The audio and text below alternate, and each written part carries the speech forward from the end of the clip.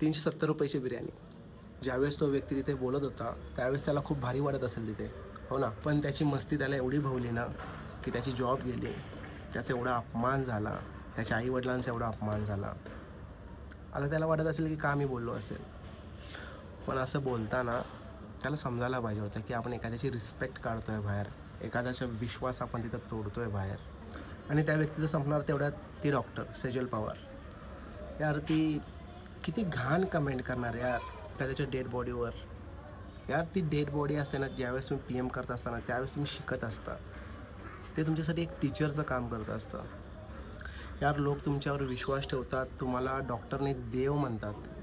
पण तुम्ही काय बोलता यार असे कमेंट. आणि त्यात त्या मुलाची जशी जॉब गेली, तशी ह्या मुलीसोबत काय झालं ते मला माहीत नाही. आणि कॉमेडी शो होस्ट प्रणित मोरे, त्याचंसुद्धा अकाउंट सस्पेंड झालं आहे. इट्स ओके, त्याला पण शिक्षा भेटली असेल. पण आता हे तिघे येणार एकत्र किंवा तिघं वेगवेगळे येऊन माफी मागणार, हो ना?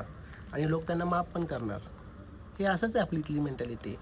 पहिला चुका करायचं, मग ते चुका झाल्यावर आपण खूप बोंबल्या मारणार. मग खूप बोंबल्या मारल्यावर ते चुका करणारे व्यक्ती येऊन माफी मागणार. मग आपण त्यांना माफ करायचं आणि कालांतराने याच्यापेक्षा मोठी चुकी ते पुन्हा करणार आणि पुन्हा हेच सर्कल चालू असणार. मेंटॅलिटी यार, हो ना?